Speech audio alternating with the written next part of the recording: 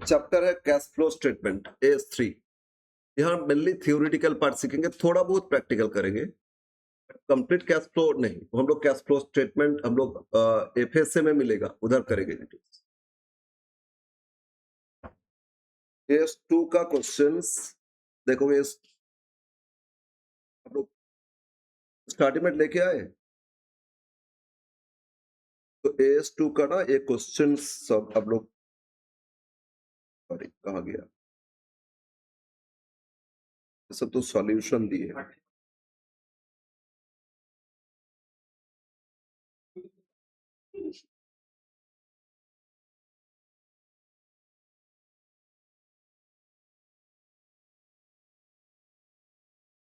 अरे ये कहाँ से ये लोग ऐड किए?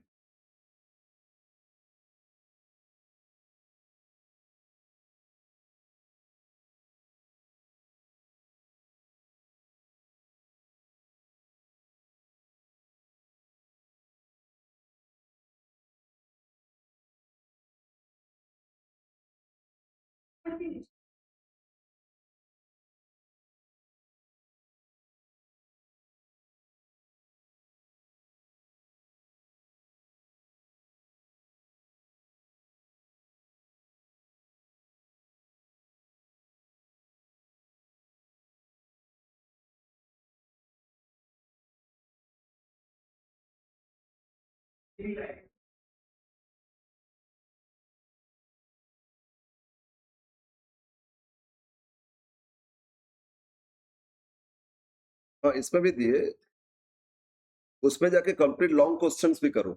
यहाँ एक एक एक्टिविटीज वाइज करना होगा। स्टार्टिंग में आप ये कर दो, हम लोग पहले सीखते क्या होता है। Chapter accounting chapter 3 cash flow statement. लेकिन यहाँ ना कुछ आप लोगों के लिए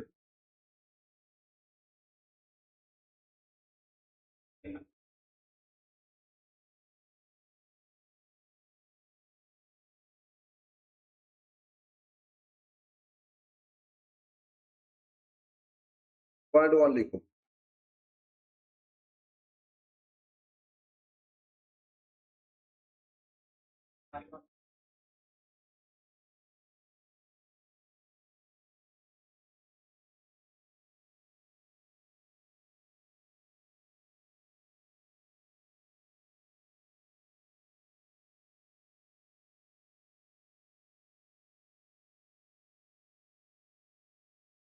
तो फर्स्ट तो ये समझना क्या होता है cash flow statement. Definition actually periodical statement, it is a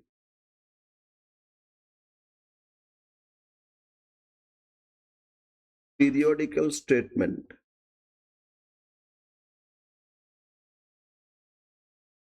of, क्या चीज का स्टेटमेंट बनता है? मूवमेंट ऑफ कैश,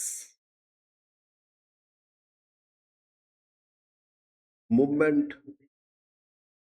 अच्छा कैश का मूवमेंट मतलब क्या है? इनफ्लो और आउटफ्लो। तो मूवमेंट मतलब हो रही इनफ्लो और आउटफ्लोज, इनफ्लोज और outflows of cash and cash equivalent.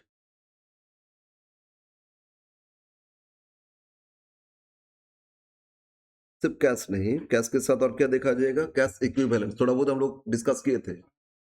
तो movement of that is inflow and outflow cash and cash equivalent एक पीरियड के लिए as per different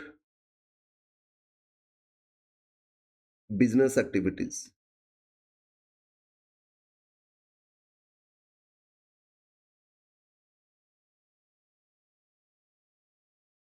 as per different business activities। तो फिर एक्टिविटी क्या है, बिजनेस एक्टिविटी क्या होता है वो समझना होगा। तो एक पीरियोडिकल स्टेटमेंट जनरली पीरियोडिकली करते। पीरियड मतलब क्या है? पीरियड का मतलब क्या है?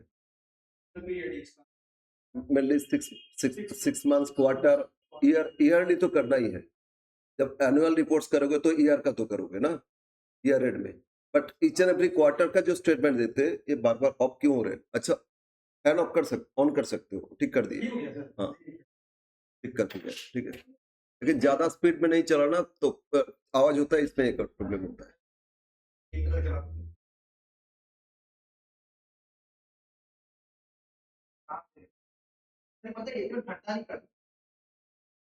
नहीं, ठंडा है, इसमें थोड़ा टेम्परेचर ही कर दिए थे। खैर, तो it is a periodical statement of movement of cash and cash equivalent of different business activities.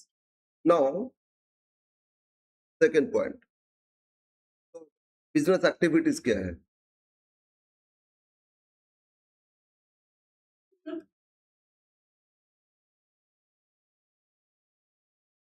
कोई भी बिजनेस में 3 डिफरेंट एक्टिविटीज होता है।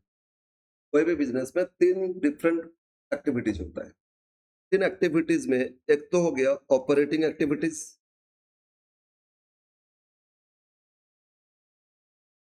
Operating activities.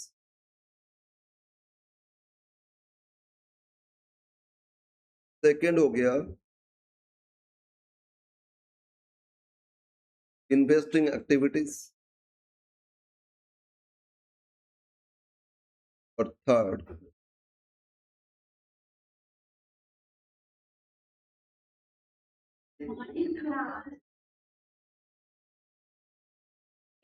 अरे आप लोग 12 में भी तो किए थे, 12 में भी किए थे, ठीक है। तो बिजनेस में 3 एक्टिविटी होता है, one is operating, second investing, third is financing activities. What do you mean by operating activities? Or what is investing and what is financing? Operating मतलब क्या होता है? अच्छा, बिजनेस तो डे टू डे कंडक्ट ही होता है। अपना मेरा जो कोर बिजनेस है, उससे जो उसमें जो काम हो रहा है ना, वो मेरा ऑपरेटिंग।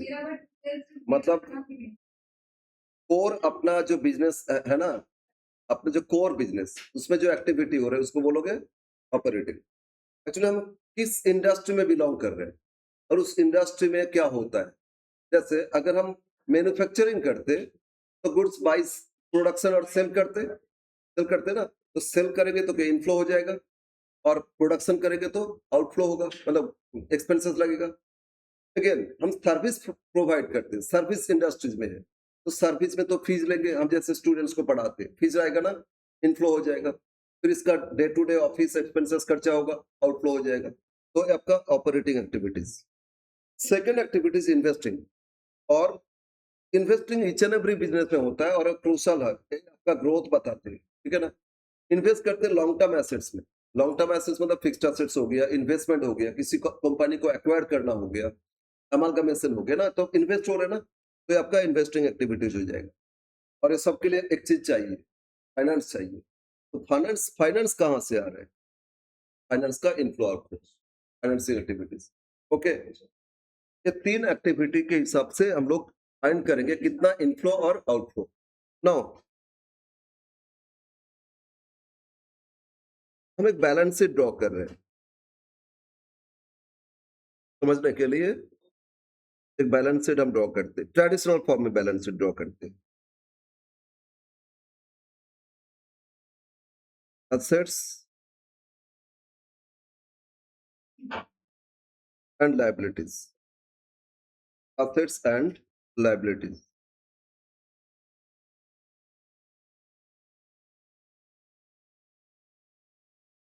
टू डिफरेंट ईयर का इंफॉर्मेशन है।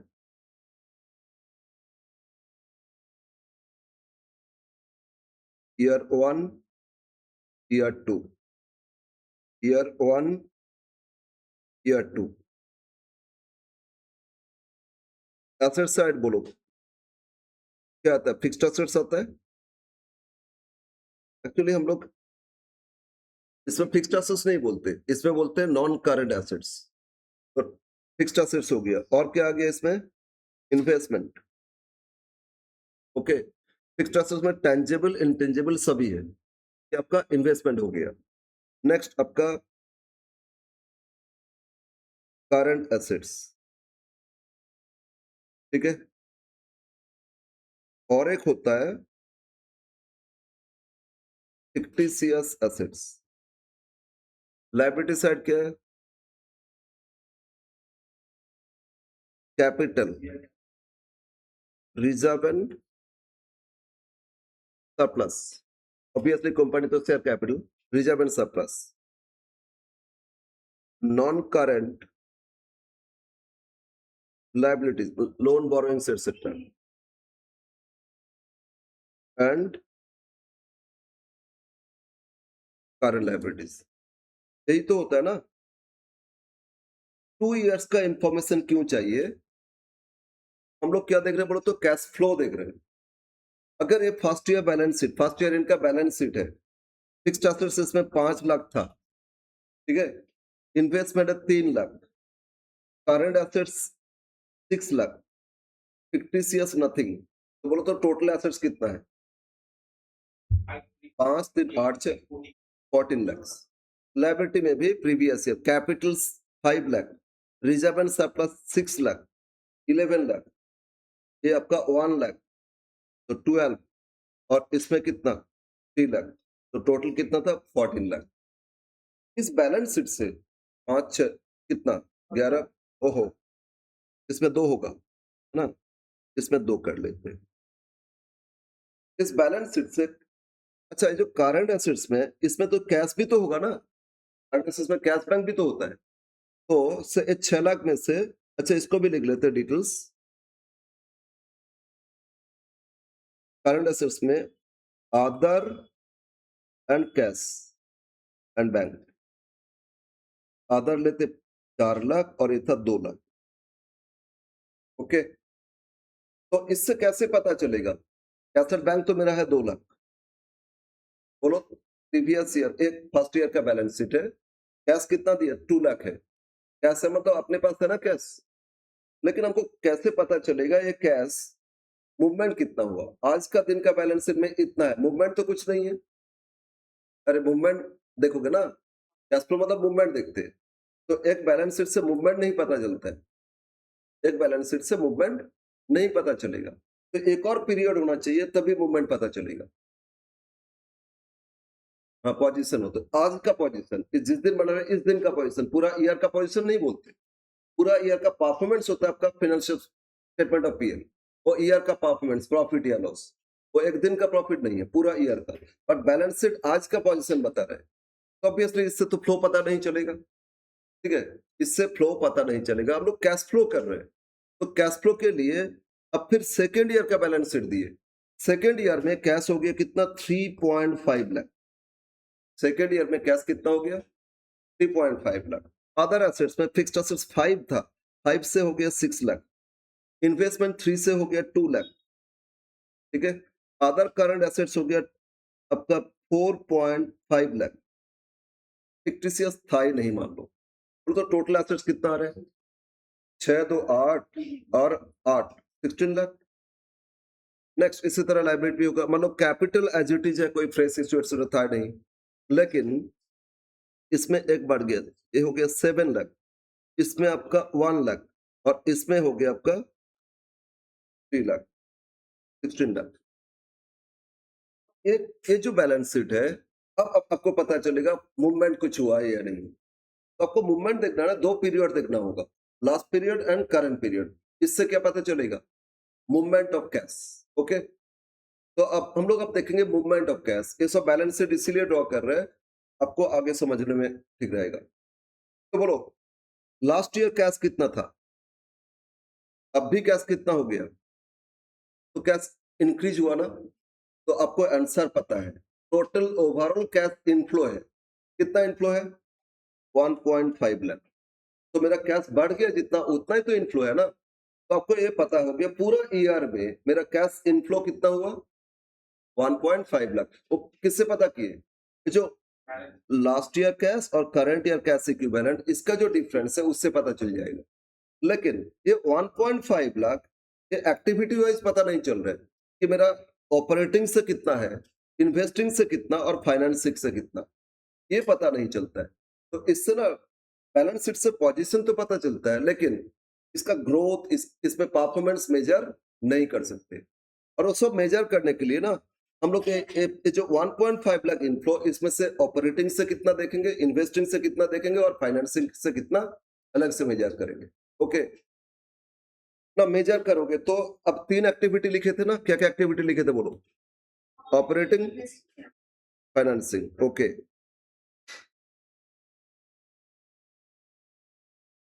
जो फिक्स्ड एसेट्स और इन्वेस्टमेंट हो गया ना, ये आपका हो गया इन्वेस्टिंग।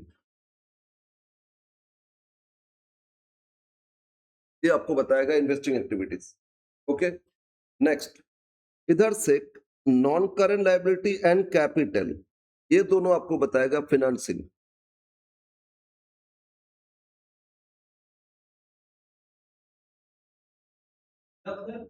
बता रहा हूँ रिजर्व अभी नहीं लेना, ठीक है? रिजर्व सभी एक्टिविटीज का नेट इंपैक्ट है, प्रॉफिट है ना। रिजर्व मतलब उसमें तो प्रॉफिट भी है, और प्रॉफिट तो ऑपरेटिंग से भी आया, ये फिक्स्ड एसेट बेच के भी तो आता है। तो उसमें ना सभी एक्टिविटीज का नेट इंपैक्ट होता है। नाउ अब बोलो, ये जो करंट एसेट्स लिखे और करंट लायबिलिटी लिखे, क्या लिखे? करंट एसेट्स एंड बोलो वर्किंग कैपिटल हो गया ना।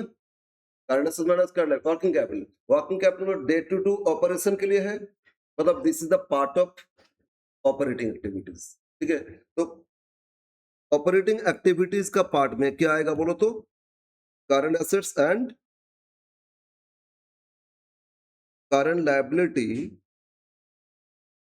एंड एक चीज, यहां आधार करंट एसेट्स लेंगे, कैश को नहीं लेंगे। करंट लायबिलिटी लेंगे और अदर करंट एसेट्स लेंगे, कैश को नहीं लेंगे। लेकिन कैश का चेंज तो देखना है ना, तो कैश को छोड़ोगे, रिमेनिंग आपका वर्किंग कैपिटल पार्ट, ये हो जाएगा आपका ऑपरेटिंग।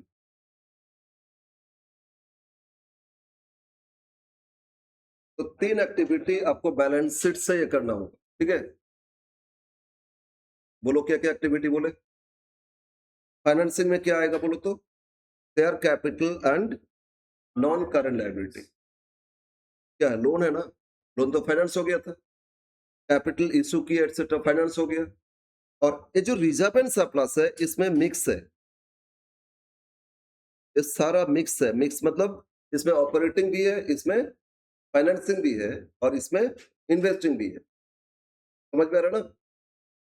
और कैश क्यों छोड़े? अरे कैश का जो चेंज हो तो आपको आंसर लेके आना है। तो कैश छोड़ के अदर करंट एसेट्स और करंट लायबिलिटी, उसमें क्या चेंज है वो आपको बताएगा कौन सा एक्टिविटी? Operating activity. ओके, ये आपको क्या बताएगा? Operating activity. सिर्फ वर्किंग कैपिटल नहीं, वर्किंग कैपिटल नहीं, ठीक है? अब डिटेल्स करेंगे, लेकिन बैलेंस शीट अप्रोच से जब करोगे कैश फ्लो, तो उस केस में ये देखना होगा, ठीक है? अगेन बोलो ना, ये मिक्स है, ये जो नेट प्रॉफिट था, प्रॉफिट एंड लॉस में, वहां से पता करेंगे। ओके, कैश को लेना नहीं, कैश का ही तो चेंज देखेंगे, आपको तो आंसर वही लेके आना है। तो कैश भी उधर ले लोगे तो फिर वो ऑपरेटिंग एक्टिविटीज में आ जाएगा नहीं, ठीक है? कैश को अलग से रखना है, कैश फ्लो करो तो कैश को अलग करना है।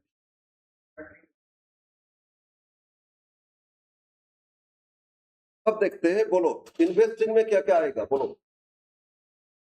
इन्वेस्टिंग में क्या क्या बोले थे? Fixed assets investment. तो अगर fixed assets last year 5 lakh था, अभी 6 लाख है, तो इनफ्लो हुआ आउटफ्लो, इन्वेस्टमेंट कैश का देखना है,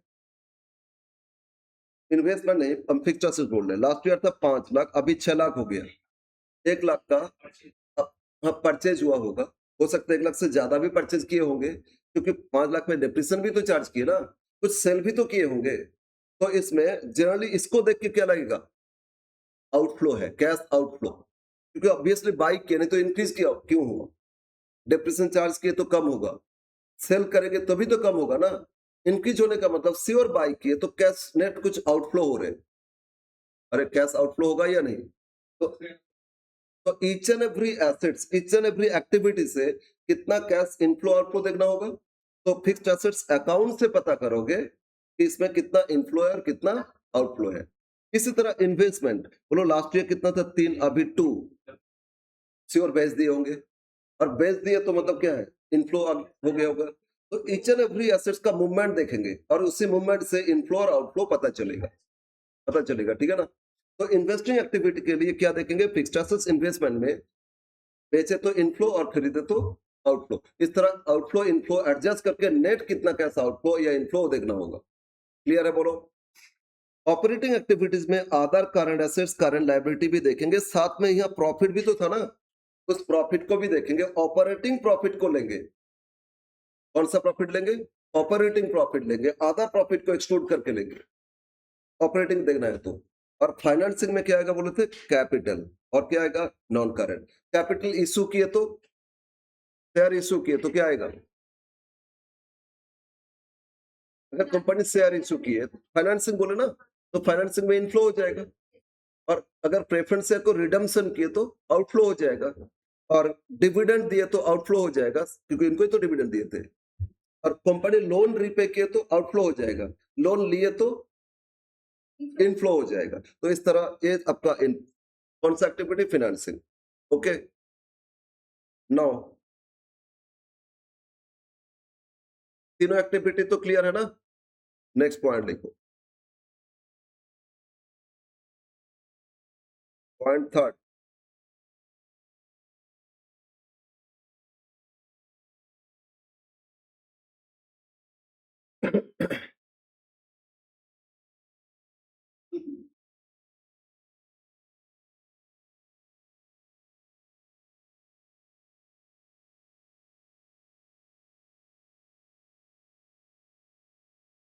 हम एक पॉइंट इग्नोर कर रहे हैं, कैश एंड कैश इक्विवेलेंट किसी और जगह हम लिख के दिए थे, किसमें लिख के दिए थे, रेशियो एनालिसिस कर रहे थे, और उसमें लिक्विड रेशियो बता रहे थे, लिक्विड रेशियो बता रहे थे, करंट एसेट्स मतलब करंट रेशियो, लिक्विड रेशियो जो बता रहे थे उसमें बताए थे। तो उसको आप इग्नोर कर रहे हैं, इसमें आप लिखते हैं details of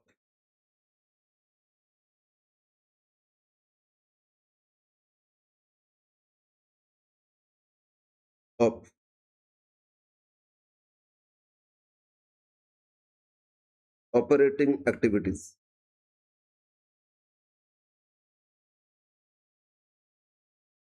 details of operating activities.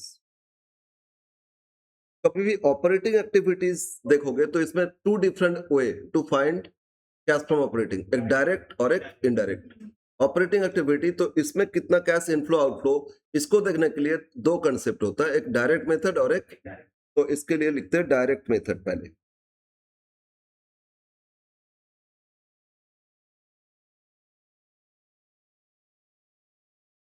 इसमें क्या आएगा, direct method.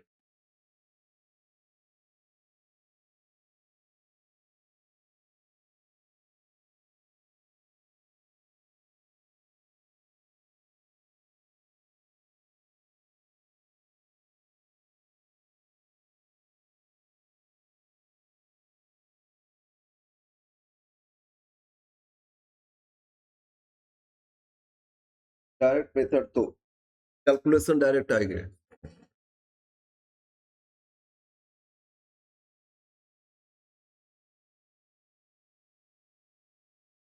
A, revenue from operation,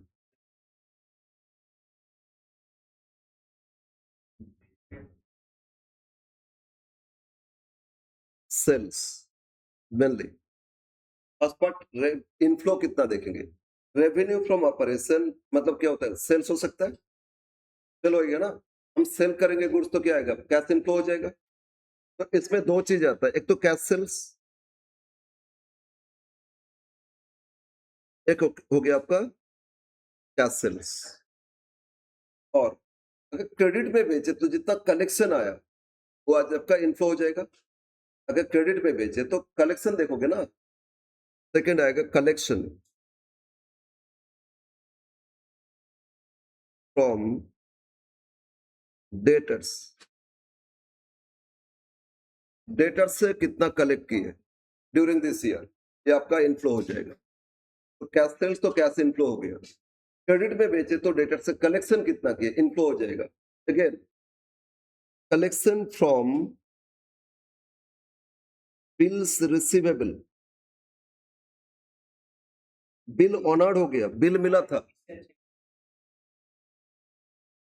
अगर बिल था, बिल ऑनर्ड हो गया, तो वहां से भी तो पेमेंट आया ना, वो भी तो डेटर से ही पेमेंट आया, तो ये भी ऐड करोगे। ओके, तो इस तरह सेल्स अगर कर रहे तो b revenue from rendering service, revenue from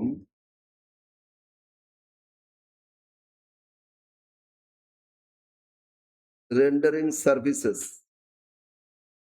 अगर मेरा काम सर्विस प्रोवाइड करना, इस केस में तो सेल्स नहीं होगा ना, जिन लोगों ने बेचते हैं तो ऑपरेशन का सेल्स हो गया, ये भी रेवेन्यू, लेकिन हम सर्विस दे रहे हैं।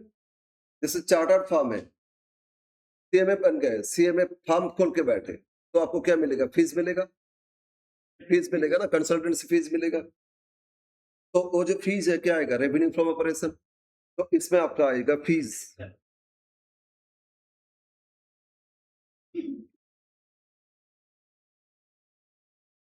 फीस रिसिव्ड,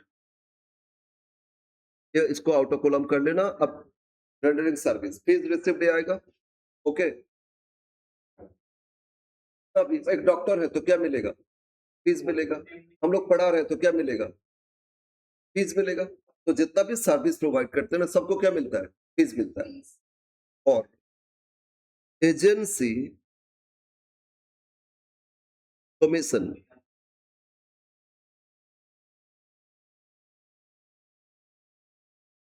मेरा एजेंसी बिजनेस है, हम agent, I am an agent, ठीक है, तो एजेंसी कमीशन मिलेगा हमको, और वो मेरा ऑपरेटिंग एक्टिविटीज हो जाएगा।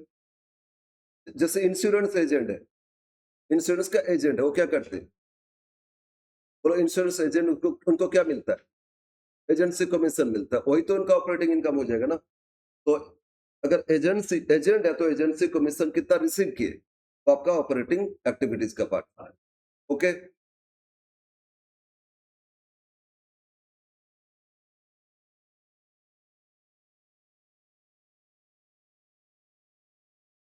Interest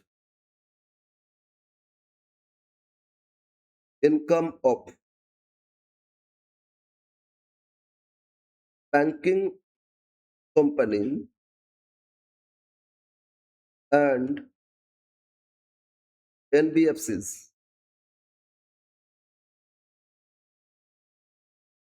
interest income of banking companies and NBFCs, क्योंकि बैंक, यानी कि बैंक तो इंटरेस्ट तो फिनांस आएगा नहीं, उनका तो वही कोर बिजनेस है, लोन डिपॉजिट्स लेना और लोन प्रोवाइड करना, और उस पे लोन पे इंटरेस्ट इनकम हो जाएगा ना, और जो डिपॉजिट्स पे इंटरेस्ट पे करना, एक्सपेंसेस हो जाएगा, and that should be operating. Okay, तो ये आपका सर्विस रेंडर कर रहे तो अब कितना मिला ऐड कर लो, इस तरह इनफ्लो हो गया, ये दोनों ऐड करोगे क्या आएगा? Total inflow.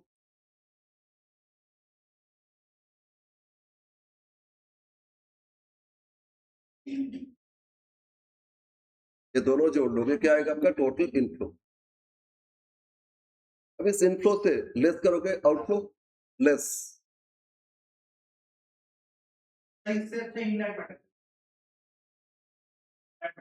क्वेश्चन जो अब एफएससी में पढ़ोगे ना, इनडायरेक्ट मेथड से ज्यादा क्वेश्चन आता है, कभी कभी डायरेक्ट मेथड में भी आता है। आपको लग रहा है, आप हो सकता है इनडायरेक्ट मेथड में ज्यादा हैबिचुएटेड हो, ये इजी है। और हाँ, लेकिन यही इजी है, हम लोग करेंगे आगे। लेस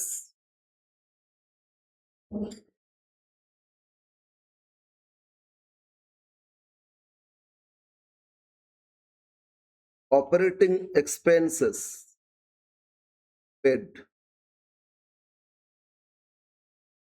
लेस करोगे ऑपरेटिंग एक्सपेंसेस पेड, इसमें और कुछ अलग से नहीं लिखना है। अगर मैंने सेल किए थे तो परचेज भी तो किए थे, तो कैश परचेज, इसमें डायरेक्ट एक एक करके लिख दी जाएगी, कैश परचेज।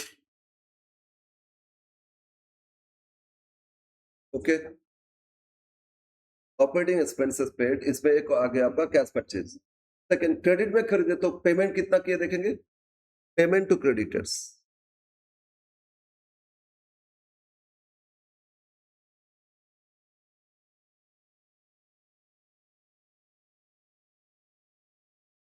क्रेडिटर्स को कितना पे किए वो भी लिखोगे।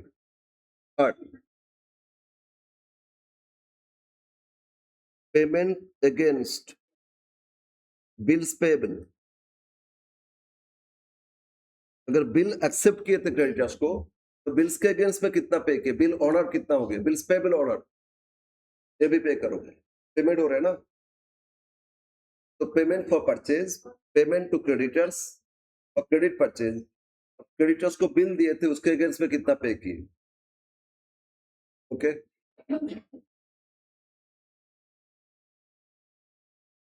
डायरेक्ट एक्सपेंसेस पेड, फिर लेस करोगे, क्या लेस करोगे, direct expenses paid. Direct expenses पता है ना क्या क्या है। ओके, जो ट्रेडिंग में आता है, राइट। अगेन अब एक बार कॉस्ट शीट याद करो, एक बार कॉस्ट शीट याद है तो कॉस्ट शीट याद करो, एकदम इजीली हो जाएगा। कॉस्ट शीट में डायरेक्ट एक्सपेंसेस सब जोड़ते हैं तो क्या मिलता है, प्राइम कॉस्ट के बाद क्या लेस करते हैं, ऐड करते हैं फैक्ट्री ओवरहेड, फैक्ट्री ओवरहेड के बाद क्या करते हैं, वह कॉस्ट आता है, फिर डब्ल्यूआई पे एडजस्ट करते हैं, ठीक है। इसके बाद क्या करते हैं, ऑफिस एडमिनिस्ट्रेशन, फिर क्या ऐड करते हैं, finish goods opening closing adjust करते हैं, कॉस्ट ऑफ गुड्स सोल्ड आता है, फिर सेलिंग एंड डिस्ट्रीब्यूशन, ये सारा एक्सपेंसेस ऑपरेटिंग एक्सपेंसेस है, ठीक है। ये सारा एक्सपेंसेस क्या हो गया आपका, हाँ सर,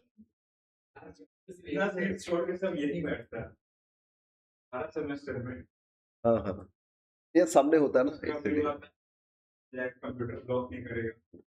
तो आपका अब याद रखोगे ऑपरेटिंग के लिए कॉस्ट शीट याद रखोगे, ठीक है ना। और कॉस्ट शीट में जो प्रॉफिट आता है ना, अरे अरे सुनो ना, कॉस्ट शीट में जो प्रॉफिट आता है ना उसको बोलते हैं ऑपरेटिंग प्रॉफिट। वो तो प्रोडक्शन रिलेटेड है, उसमें कुछ कभी लेते interest on draw, interest on investment, कभी लेते profit on sale of assets, loss on sale of assets, नहीं करते। तो कॉस्ट शीट का जो प्रॉफिट हो क्या होता है, ऑपरेटिंग प्रॉफिट होता है। ओके, नेक्स्ट, अब बोलो तो ऑपरेटिंग एक्सपेंसेस में और क्या क्या एक्सपेंसेस आएगा, ऑपरेटिंग एक्सपेंसेस है ना, डायरेक्ट एक्सपेंसेस तो सारा हो गया, तो आएगा ना फैक्ट्री ओवरहेड पेड, पेड होना चाहिए, डेप्रिसिएशन तो नहीं पे करते ना, तो ओनली पेड देखोगे, फैक्ट्री ओवरहेड उसमें डेप्रिसिएशन भी तो आता है, लेकिन डेप्रिसिएशन के लिए पे नहीं करते, तो पे क्या किए हैं, इलेक्ट्रिक बिल पे किए होंगे, रेंट पे किए होंगे, है ना, ये सारा आ जाएगा। तो लिखो factory overhead paid,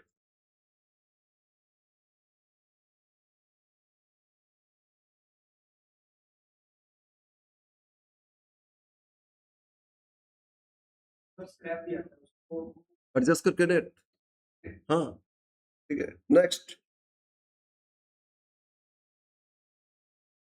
factory overhead में नहीं आता, फैक्ट्री ओवरहेड ऐड करते इसके बाद सेल ऑफ स्क्रैप एडजस्ट करते कॉस्ट कम करने के लिए, फैक्ट्री ओवरहेड जितना पे किया उतना आएगा, ठीक है। Yes, again office and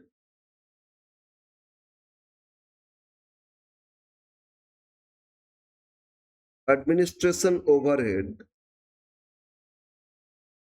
paid, paid होना चाहिए, आउटस्टैंडिंग तो पे नहीं हुआ, जितना पे किया वही लिखोगे ना, आउटफ्लो है। और लास्ट, सेलिंग एंड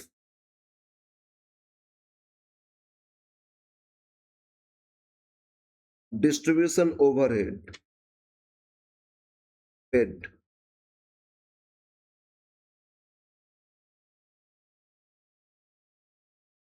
ये सारा आउटफ्लो माइनस कर दो। तो पहले इनफ्लो आया था, अब ऑपरेटिंग एक्सपेंसेस जितना पेमेंट है ये सारा एक्सपेंसेस क्या करोगे, पेमेंट लेस कर दोगे, तो बैलेंस क्या, नेट कैश फ्लो आ गया।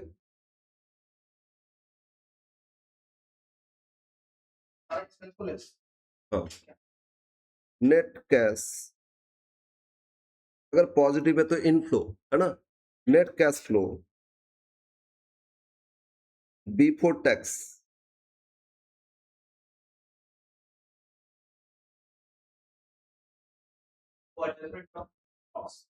Tax tax, net cash flow before adjustment of tax.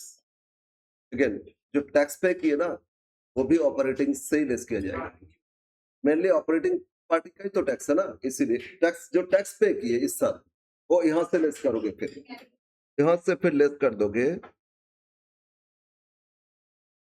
Tax paid. लेकिन लेकिन ये जो टैक्स पे किए ना, डिविडेंड टैक्स नहीं होना चाहिए। डिविडेंड टैक्स अभी तो हट गया, फिर भी अगर डिविडेंड टैक्स कहीं पे है वो तो फाइनेंसिंग का पार्ट तो फाइनेंसिंग का पार्ट हो जाएगा, इसमें नहीं आएगा। ठीक है, इसमें इनकम टैक्स जितना पे किए वो आएगा। Okay, income tax only income tax. Sir GST जितना पे किए वो क्यों नहीं आएगा? इनडायरेक्ट हाँ ठीक है, इनडायरेक्ट टैक्स। अरे वो तो ना इनकम में दिखा है ना एक्सपेंसेस में दिखा है। अरे क्या सेल्स जो इनकम आया था उसमें उसको ले या नहीं, तो वो तो नहीं लिए ना, इग्नोर इट। इनकम टैक्स पे किए तो लेस करोगे। कभी कभी इनकम टैक्स रिफंड भी तो मिलता है, तो उल्टा हो जाएगा, है ना। रिफंड मिलता है तो उल्टा कर दोगे और ये लेस कर देना बस। आपको मिल गया, क्या मिला? Cash from after adjustment of tax, या कैश फ्रॉम ऑपरेटिंग एक्टिविटीज बोल सकते हो। बट यहाँ एक चीज और एडजस्ट करेंगे, एक और चीज ऐड या लेस करेंगे, that is extra ordinary item. Adjust करोगे एक्स्ट्रा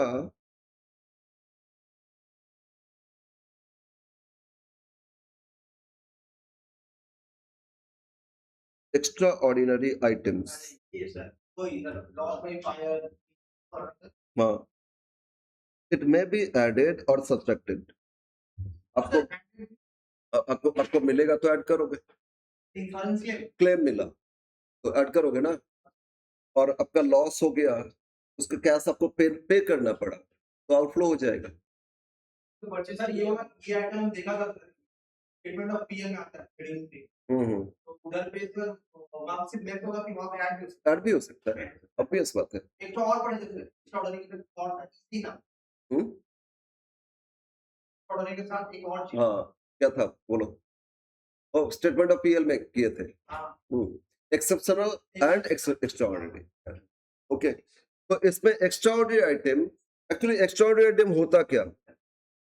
एक्चुअली कुछ एक्टिविटी जो तीनों एक्टिविटी में नहीं आना चाहिए, ठीक है, या रिकॉग्नाइज नहीं हो रहे हैं due to lack of knowledge. नहीं, हमको फुल नॉलेज है फिर भी रिकॉग्नाइज नहीं कर पा रहे कि ये कौन सा एक्टिविटी। तो AS3 रिकमेंडेशन की इसको AS और मतलब ऑपरेटिंग एक्टिविटी में एडजस्ट करो, और आपको पता चला या इन्वेस्टिंग का पार्ट है तो फिर कोई प्रॉब्लम नहीं। एक्स्ट्राऑर्डिनरी इन्वेस्टिंग का भी हो सकता है।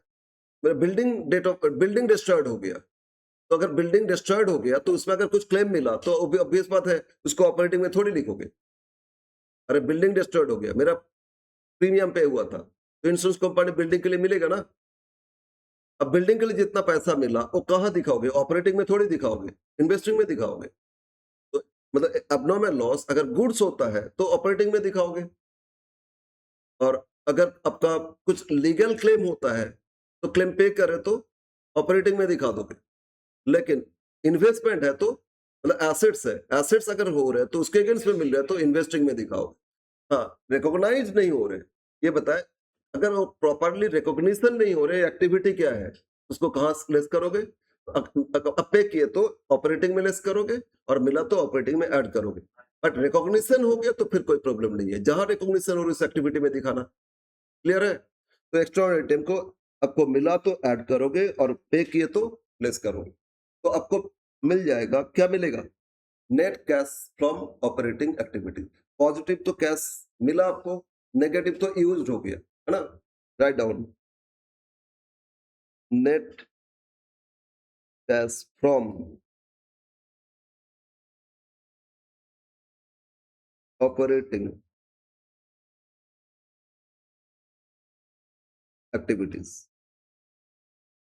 तो था डायरेक्ट मेथड। तो एक चीज डायरेक्ट मेथड के लिए ना क्या याद रखना बोलो तो, क्या कॉस्ट शीट याद रखना है सब। एक्सपेंस इनकम भी ले लो ना, अगर सेल है वो तो इनकम का पार्ट होता है, सेल्स वैल्यू आ जाता है लास्ट। ठीक है ना, सेल्स जो भी सेल्स वैल्यू होता है वो फिनांस में भी जितना और कॉस्ट में भी उतना ही आएगा, एक्चुअल सेल्स से तो लिया जाएगा। ठीक है ना, तो सेल्स इतना है, वो तो वही से तो कैश सेल्स और क्रेडिट सेल दो अलग कर रहे थे, कैश सेल तो आ गया, क्रेडिट पे कलेक्शन देखिए। ओके, तो सर डेप्रिसिएशन लेस नहीं करेंगे? क्यों करेंगे? कैश पेमेंट हुआ क्या? पेमेंट लिख रहे हैं। डेप्रिसिएशन फैक्ट्री का भी हो सकता है, डेप्रिसिएशन ऑफिस का भी हो सकता है, डेप्रिसिएशन सेलिंग डिपार्टमेंट का भी हो सकता है। एसेट्स पे है ना, लेकिन उसके लिए कैश नहीं हो रहे, कैश इनफ्लो आउटफ्लो नहीं हो रहे, तो उसको लेस नहीं करोगे। ओके, डेप्रिसिएशन और अमोर्टाइजेशन जो था ना, उसको उसको लेस नहीं करोगे, क्यों? नॉन कैश है।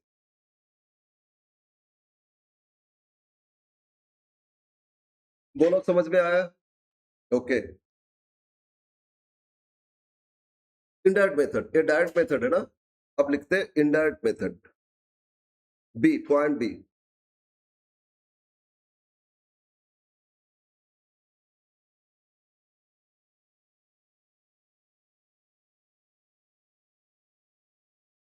कितना अच्छा किए सिलेबस, इसमें ये सीख लेंगे और एफएसए में प्रैक्टिस करते जाएंगे। ठीक है, इसमें भी सम्स दे सकता है, बोला ना फर्स्ट टाइम इंक्लूड किए, क्या देगा कोई ठीक नहीं है।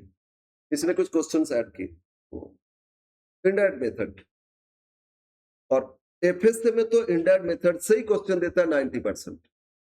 ओके,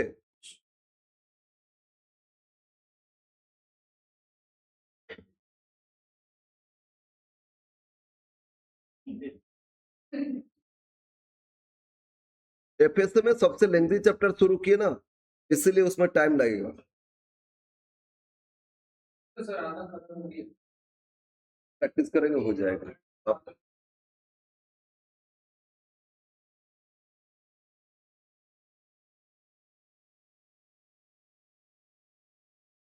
इसके लिए हम ना, इसके लिए हम कुछ इनकम स्टेटमेंट ड्रॉ करेंगे। ठीक है, इनकम स्टेटमेंट ड्रॉ करेंगे। जनरली इनडायरेक्ट मेथड, अगर आपको बैलेंस शीट दे दिए तो इनडायरेक्ट मेथड ही फॉलो करना होगा। नेट प्रॉफिट वगैरह 2 साल का बैलेंस शीट दे दिए तो हमको तो ना सेल्स दिए, मतलब इनकम स्टेटमेंट ही नहीं दिए, तो ऑपरेटिंग एक्सपेंसेस कितना कितना वेजेस पे किए, कुछ तो नहीं पता ना, तो ऑब्वियस बात है आपको इनडायरेक्ट मेथड फॉलो करना होगा। बट इनडायरेक्ट मेथड के लिए ना एक बार एक करेंगे, इनकम स्टेटमेंट ड्रॉ करेंगे, आपको समझने में आसान हो जाएगा। ठीक है, ये लेंथी है। है सर।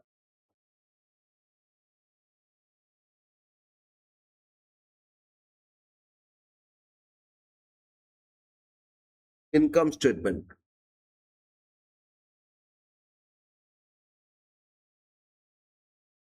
और इनकम स्टेटमेंट मतलब फाइनल अकाउंट, लेकिन ट्रेडिंग पीएल नहीं कर रहे, और आपका शेड्यूल 3 भी नहीं कर रहे, हम डिफरेंट वे से कर रहे हैं। ओके,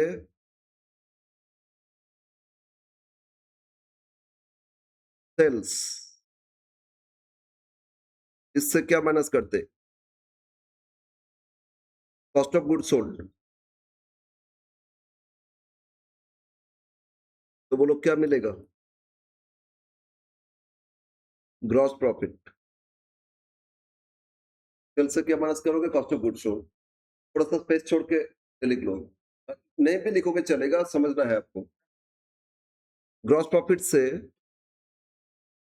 क्या लेस करते हैं? इनडायरेक्ट एक्सपेंसेस लेस करेंगे और इनकम ऐड करेंगे, तो क्या आएगा आपको बोलो तो? नेट प्रॉफिट नहीं, इसमें लेस करेंगे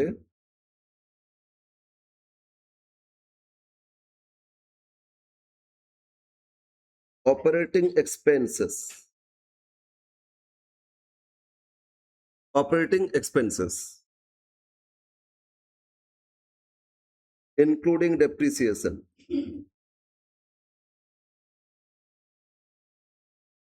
ऐड कर लोगे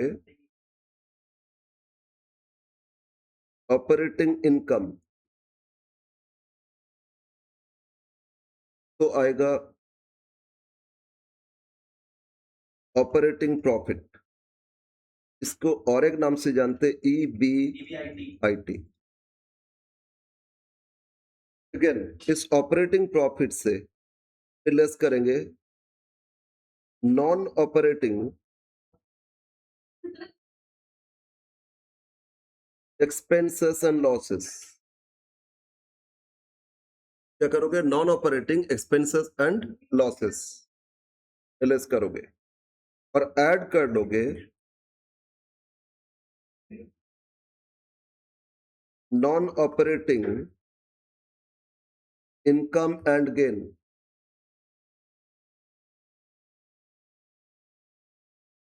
तो आएगा प्रॉफिट बिफोर टैक्स। क्या मिलेगा आपको? Profit before tax. Again profit before tax आ गया तो इससे लेस करोगे टैक्स प्रोविजन। टैक्स में प्रोविजन करते ना, जो भी प्रॉफिट आता है प्रोविजन करते। टैक्स प्रोविजन लेस करने से क्या आएगा? Profit after tax. Next profit after tax से लेस कर देते ट्रांसफर टू रिजर्व। कुछ रिजर्व में ट्रांसफर कर देते और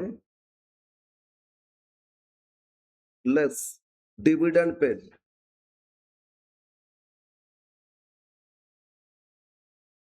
डिविडेंड भी तो देना, preference dividend etcetera, dividend pay कर दिए तो बैलेंस प्रॉफिट हो गया रिटेन्ड प्रॉफिट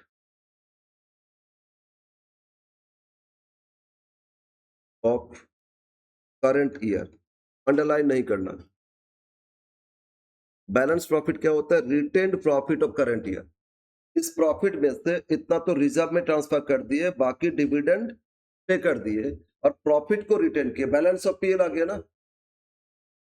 अरे बैलेंस ऑफ प्रॉफिट आया तो नेक्स्ट इसमें ऐड कर लोगे ओपनिंग बैलेंस ऑफ प्रॉफिट।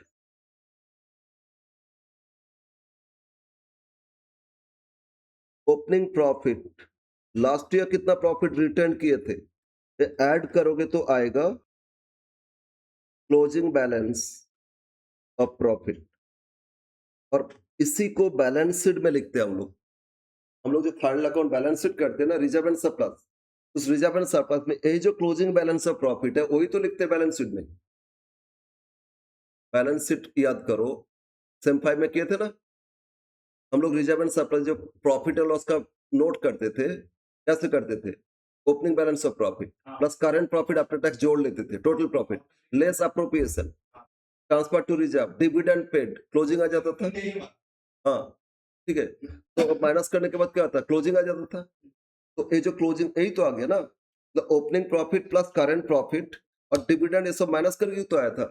तो ये आपका बैलेंस शीट तक मतलब इंफॉर्मेशन, क्योंकि बैलेंस शीट देगा ना आपको क्लोजिंग बैलेंस शीट में ये प्रॉफिट पता आपको दे देंगे और ओपनिंग बैलेंस शीट से ओपनिंग प्रॉफिट ये पता चलेगा, है ना? तो हम लोग यहां से बैक कैलकुलेशन करेंगे। पहले आ जाओ, डायरेक्ट मेथड किए थे। डायरेक्ट मेथड में बोलो सेल्स मतलब क्या? ऑपरेटिंग का पार्ट हो गया था। कॉस्ट ऑफ गुड्स सोल्ड तो इसमें भी तो परचेज लिए थे और क्या लिए थे? पेमेंट टू क्रेडिटर्स लिए थे। तो ये दोनों पार्ट क्या? ऑपरेटिंग पार्ट हो गया था। ऑपरेटिंग एक्सपेंसेस पे किए, लेकिन डेप्रिसिएशन तो नॉन कैश है, वहां तो सिर्फ कैश लिए थे, तो डेप्रिसिएशन पार्ट इसमें एड बैक कुछ करना होगा। और ऑपरेटिंग इनकम कुछ है तो वो भी तो लिए थे ना, जैसे सर्विस कुछ दिए थे, इनकम हुआ था, वो भी ऐड कर लिए थे, वो तो ऑपरेटिंग का ही पार्ट हो गया ना। तो ऑपरेटिंग प्रॉफिट आ गया था। तो हमको ना बैक कैलकुलेशन करके क्लोजिंग बैलेंस ऑफ प्रॉफिट है क्लोजिंग बैलेंस शीट से, ओपनिंग बैलेंस ऑफ प्रॉफिट है ओपनिंग बैलेंस शीट से, तो हम लोग पीछे से बैक कैलकुलेशन करोगे, आपको आना पड़ेगा यहां तक ऑपरेटिंग प्रॉफिट।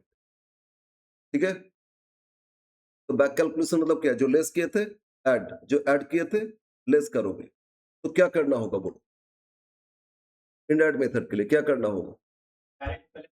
जो लास्ट प्रॉफिट है से जो पैट आया था, है ना, यहाँ पैट आया था, नहीं आपको पैट ही तो नहीं दे, दो बैलेंस शीट दे देते, करंट प्रॉफिट और लास्ट ईयर प्रॉफिट पता है, तो आपको आपको ये दो पता है ना, तो यहां से स्टार्ट करोगे। तो कैसे करो बता रहे हैं, ठीक है? बस बैक कैलकुलेशन करना है, बैक कैलकुलेशन करोगे और यहां तक आना पड़ेगा। फिर इसके बाद ये जो डेप्रिसिएशन था ना, नॉन कैश कुछ था, उसको एडजस्ट करेंगे, हो जाएगा। तो कैलकुलेशन देखो कैसे करोगे। अच्छा यहाँ देखो क्लोजिंग पीएल था, अच्छा करंट या प्रॉफिट रिटेन मान लो आया था 2 लाख, ओपनिंग प्रॉफिट था 1 लाख, तो क्लोजिंग प्रॉफिट कितना है बैलेंस शीट में?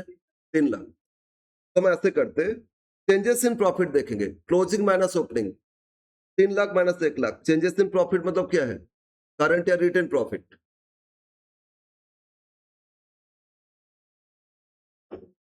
करंट ईयर प्रॉफिट रिटेन किए 2 लाख और ओपनिंग प्रॉफिट था 1 लाख, तो क्लोजिंग प्रॉफिट कितना हो रहा है?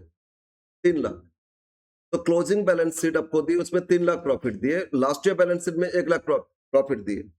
तो लास्ट ईयर करंट ईयर का चेंज देखो, कितना चेंज? 2 लाख। तो 2 लाख करंट ईयर प्रॉफिट आया था, तो करंट रिटेन प्रॉफिट आ जाएगा।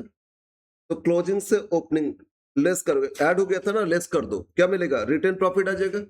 और यहां से एप्रोप्रिएशन, ये दोनों एप्रोप्रिएशन का पार्ट है, ये दोनों लेस हो गया था, तो ऐड करोगे तो क्या मिलेगा? PAT.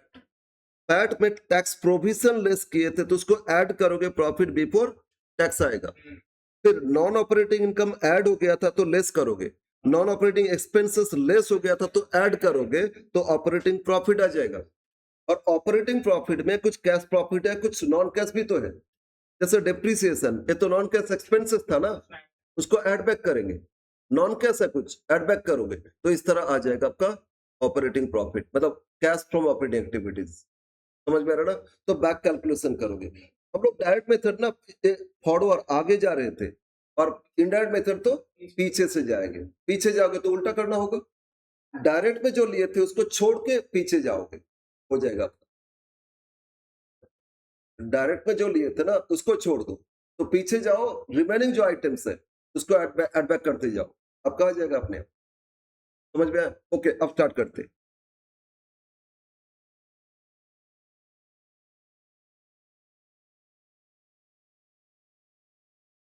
Changes in balance of profit and loss.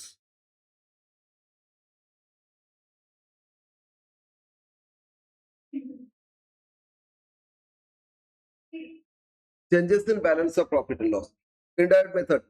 Yes,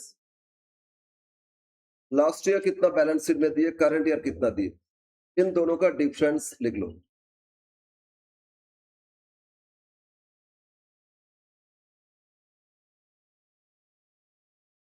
add करोगे, अप्रोप्रिएशन,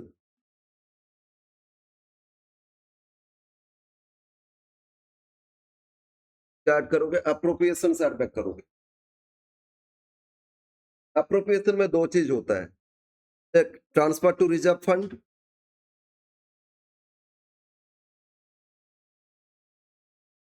कुछ रिजर्व फंड में ट्रांसफर किए वो ऐड करोगे, और कुछ डिविडेंड पे किए,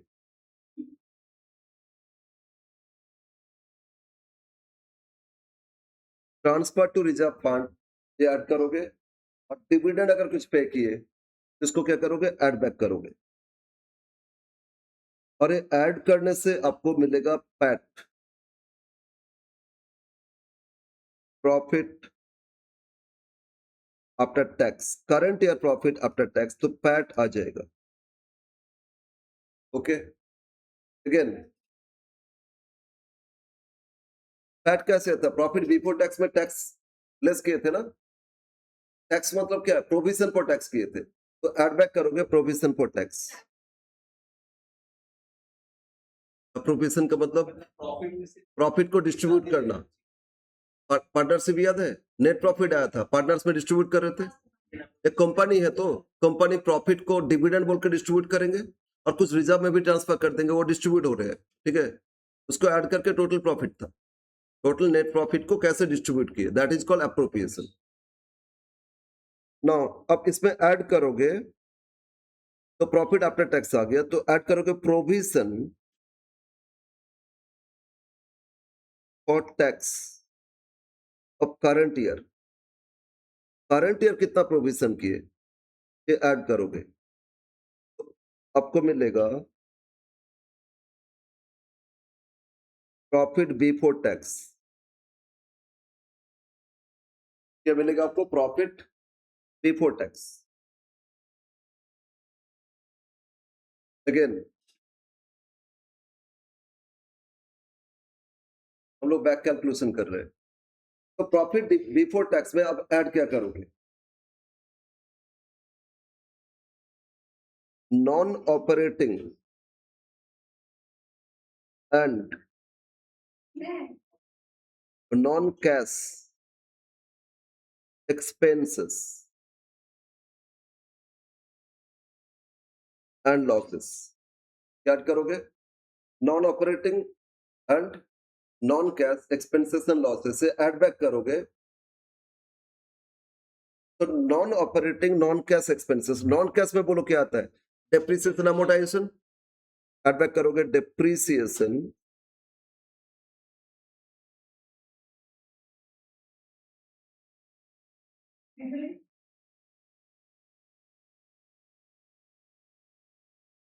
डेप्रिसिएशन एंड अमोर्टाइजेशन, इसको ऐड बैक करोगे, लेस हो गया था।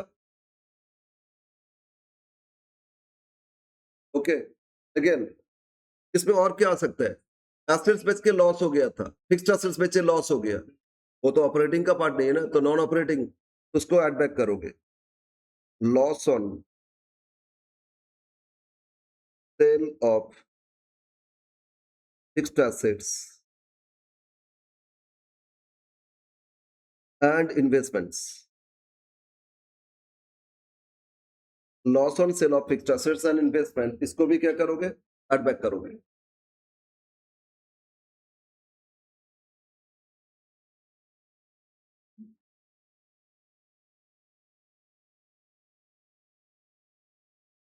Interest on loan and debentures,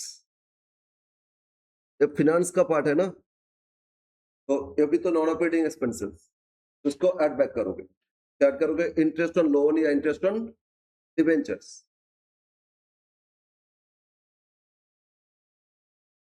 इसको ऐड करोगे।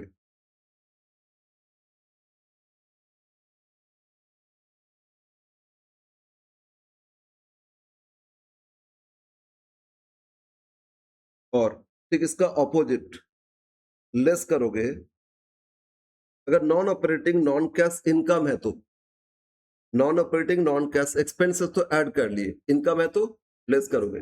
लेस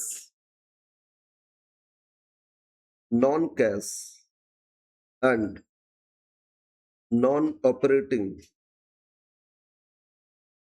सर ऊपर से लिखा है रिमूवल में एक्सपेंस था हम्म, किधर बोलो? हाँ तब ऐड हाँ, एक्सपेंसेस माइनस करके तो प्रॉफिट आया था, उसको ऐड बैक करोगे, और इनकम इंक्लूड हो गया था तो लेस करोगे। हम लोग बैक कैलकुलेशन कर रहे हैं ना, बोलो इसमें क्या आ सकता है? Profit on sale of assets, वही कंपनी मान लीजिए customer interest on investment, dividend from investment, ठीक है, तो ये सब क्या था? Non operating income. तो profit on sale of assets and investment, investment बेच के प्रॉफिट आया, एसेट्स बेच के प्रॉफिट है, उसको ऐड करोगे। Interest and dividend from investment, interest and dividend from investment, इसको भी क्या करोगे? ऐड बैक करोगे।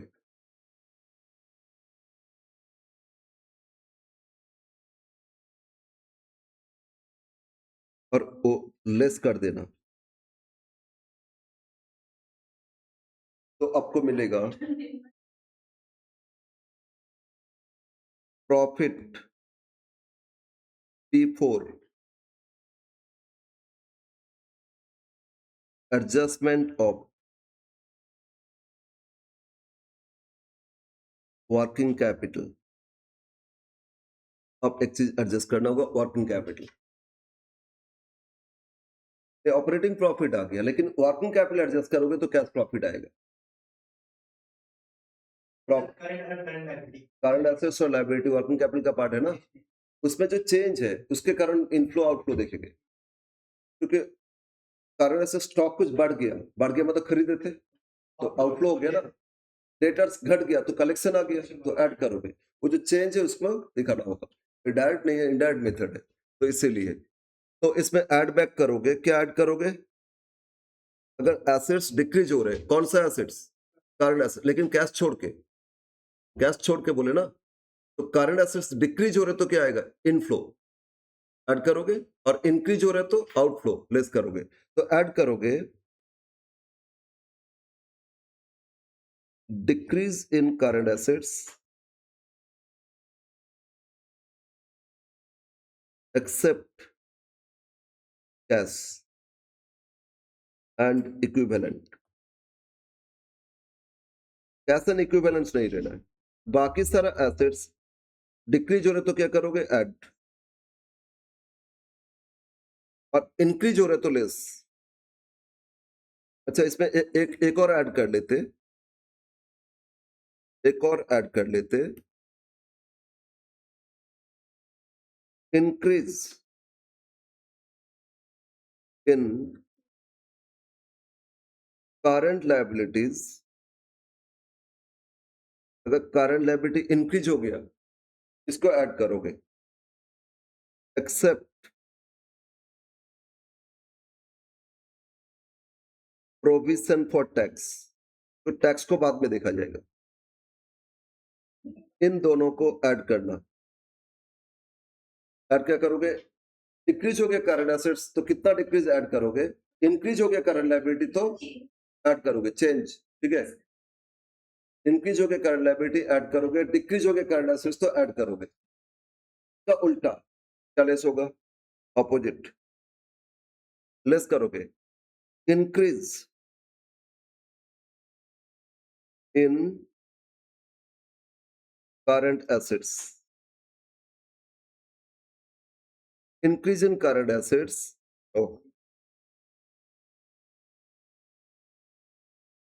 ये लेस करोगे, और लेस करोगे decrease in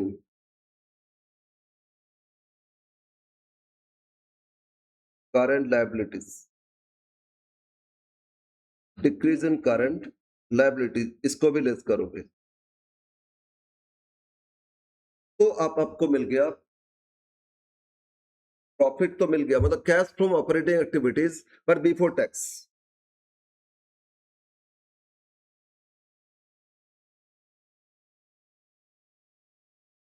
operating activities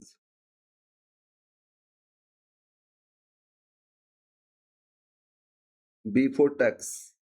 finally अब क्या करना होगा, टैक्स। अब टैक्स एक्चुअली पेमेंट कितना है, प्रोविजन तो ऐड किए थे, अब कितना टैक्स पे किए, less tax paid during the year. During the year कितना टैक्स पे किए, लेस कर देना, एंड एकदम लास्ट डायरेक्ट मेथड में बोलो तो कुछ ऐड और लेस भी तो किए थे। डायरेक्ट मेथड में एकदम लास्ट कुछ ऐड लेस किए थे ना, एक्स्ट्रा आइटम, तो वो भी फाइनली ऐड लेस करोगे, कंप्लीट हो जाएगा। एक्स्ट्रा ऑर्डिनरी,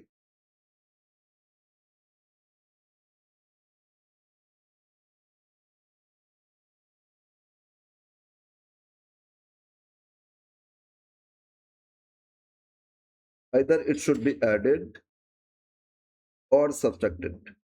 कंप्लीट हो गया first activity, cash from operating activities. Okay, ये था first activity, cash from operating activities. तो इनडायरेक्ट मेथड कंपैरेटिवली लेंथी है ना, इनडायरेक्ट मेथड कंपैरेटिवली लेंथी है, डायरेक्ट मेथड लेंथी नहीं है, इजी है।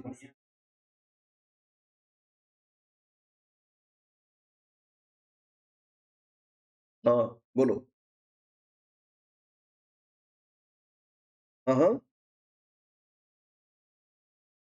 टैक्स पे किए तो लेस करोगे ना, पहले प्रोविजन फॉर टैक्स ऐड किए थे एकदम स्टार्टिंग में।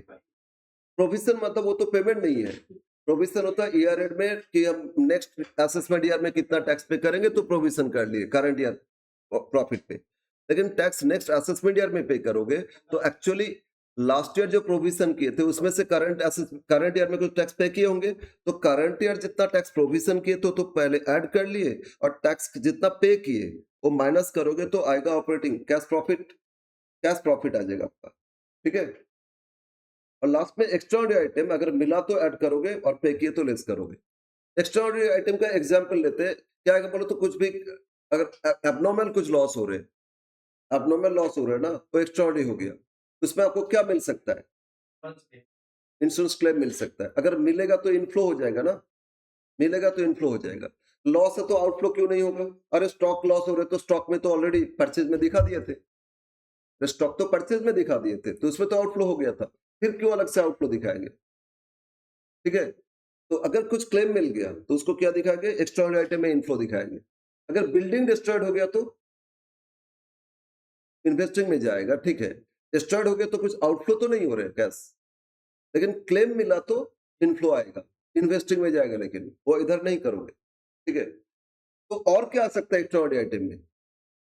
कुछ एब्नॉर्मल लॉस आ सकता है। और क्या आ सकता है बोलो तो एक्स्ट्राऑर्डिनरी आइटम में? कोर्ट केस में कुछ होता है तो वो आपका एक्स्ट्राऑर्डिनरी में आएगा। मान लो कोई अपना एम्प्लॉइज था, पुराना एम्प्लॉय, वो छोड़ के चले गए थे, बेटर जॉब मिला था, लेकिन उनको कुछ कंपेंसेशन मिलना चाहिए तो नहीं लिए थे, अब आगे आके क्लेम कर रहे हैं। तो मैंने बोले आप छोड़ दिए थे तो हम नहीं करेंगे, कोर्ट में चले गया, और कोर्ट का केस आगे सेटल होते होते टाइम लगता है, और टाइम जब सेटल हो गया उसमें मेरे मेरे अगेंस्ट में आया तो हमको देना पड़ेगा, देना पड़ेगा तो आउटफ्लो हो जाएगा ना। उसको कौन सा एक्टिविटी एक्स्ट्राऑर्डिनरी में दिखाओगे? और कोर्ट में हम विन किए तो हमको मिलेगा, कोर्ट में हम विन किए तो हमको मिल भी तो सकता है। अगर मिलेगा तो फिर इनफ्लो में दिखाएंगे, और पे किए तो आउटफ्लो में दिखाओगे। ओके, और इस एक्टिविटीज को, इसमें तो नहीं पता कोर्ट केस है, कौन सा एक्टिविटी होगा बोलो? कोई एम्प्लॉय मेरे अगेंस्ट में केस किए थे, कोई एक्टिविटी नहीं है। एम्प्लॉय तो हो सकता है, ऑपरेटिंग हो सकता है, अरे वो काम ही नहीं कर रहा था, इसको विद इंटरेस्ट उनको पेनाल्टी देना पड़ा।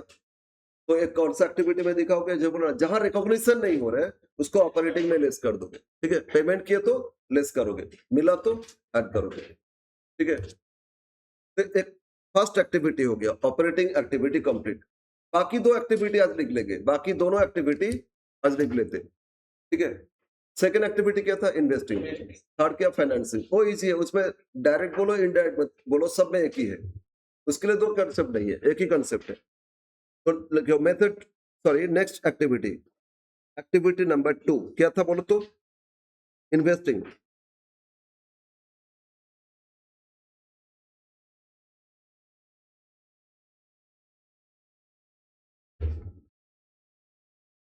Investing activities.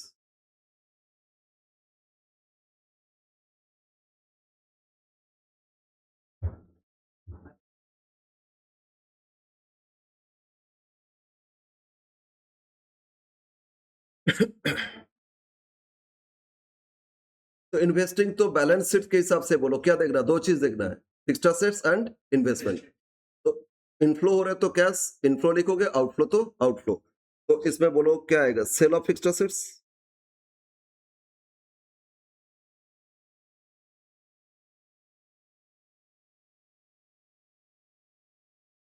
यस, लेकिन कैश सेल होना चाहिए। फिक्स्ड एसेट्स बेचे लेकिन कैश में बेचे तभी आएगा ना। फिक्स्ड एसेट्स बेचे, फिक्स्ड एसेट्स बेचे कैश में तभी लिखोगे, कैश में नहीं बेचे तो नहीं लिखोगे।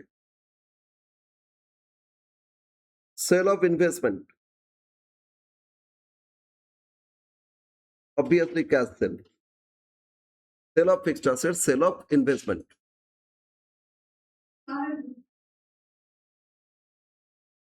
Interest and dividend received on investment.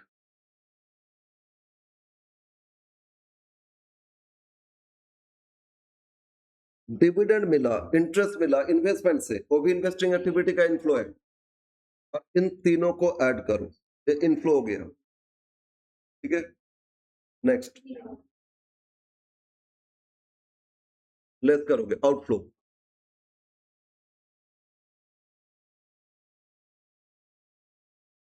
Cash purchase of fixed assets. अगर फिक्स्ड एसेट्स कैश में खरीदे तो क्या करना है? लेस करना है।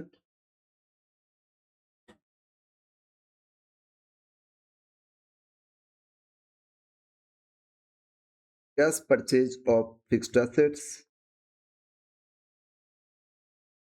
ये आप लेस करोगे। कैश परचेज ऑफ इन्वेस्टमेंट, ये भी लेस करोगे। अगेन फिक्स्ड एसेट्स बेचे, इन्वेस्टमेंट बेचे। अरे इसमें टेम्परेचर ऑटो करा हुआ है, इसीलिए ना टेम्परेचर के साथ ऑफ हो जाता है, ऑटोमेटिकली ऑन हो जाता है। तो अपना टेम्परेचर के हिसाब से ऑफ ऑन होता रहता है। ठीक है। कैश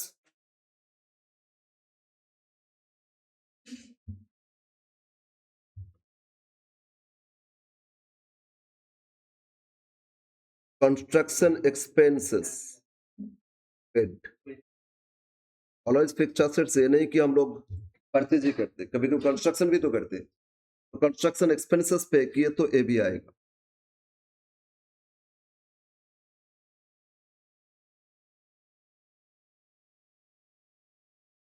और क्या लेस हो सकता है? कभी कभी हायर परचेज में भी तो एसेट्स खरीदते। हायर परचेज में एसेट्स खरीदते ना, एसेट्स खरीदे, इंस्टॉलमेंट पे करते जा रहे हैं, लेकिन उस इंस्टॉलमेंट में कुछ इंटरेस्ट भी पे कर रहे हैं, और क्या पे कर रहे हैं? हम एसेट्स खरीदे हायर परचेज में। अब हायर परचेज तो इमीडिएट कुछ डाउन पेमेंट किए, और हर साल इंस्टॉलमेंट भी पे कर रहे हैं। जो इंस्टॉलमेंट पे कर रहे हैं, क्या चीज के लिए पे कर रहे हैं? फाइनेंस के लिए पे कर रहे हैं। तो फाइनेंसिंग एक्टिविटीज में आएगा या ऑपरेटिंग में आएगा? सॉरी, इन्वेस्टिंग में। इंस्टॉलमेंट जो पे कर रहे हैं एसेट्स के लिए, तो इन्वेस्टिंग में या फाइनेंसिंग में आएगा? कहाँ आएगा? हायर परचेज किए, मैंने परचेज किए, इसके बाद ये each and every month installment pay कर रहे हैं। तो ये जो इंस्टॉलमेंट पे कर रहे हैं, क्या एसेट्स के लिए? तो एसेट्स से तो खरीदते हैं परचेज बेसिस। एसेट्स खरीदे, अभी पेमेंट तो इंस्टॉलमेंट में कर रहे हैं। हाँ, एसेट्स के लिए पे कर तो इन्वेस्टिंग में आएगा क्या? लेकिन उसमें फाइनेंस का भी तो कॉस्ट पे कर रहे हैं। वो तो फाइनेंस किया था हमको। इसमें दो पार्ट में आएगा। उसमें जितना इंटरेस्ट पे किया वो फाइनेंसिंग में आएगा, प्रिंसिपल पे किया इन्वेस्टिंग में आएगा। प्रिंसिपल मेरा एसेट्स के लिए पे कर रहे हैं ना, वो कहाँ आएगा? इन्वेस्टिंग में आएगा। ओके, तो इसमें लेस करोगे, क्या लेस करोगे? Installment paid on hire purchase excluding interest. Excluding interest, interest कहाँ आ जाएगा? फाइनेंसिंग में आएगा ना।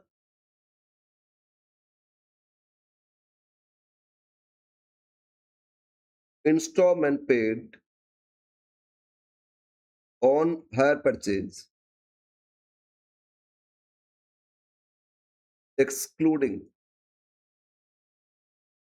इंटरेस्ट। इंटरेस्ट अब फाइनेंस के लिए पे किए थे, बाकी जो पे किए प्रिंसिपल, वो तो एसेट्स के लिए पे किए ना। तो एसेट्स के लिए पे किए तो इधर लेस करोगे।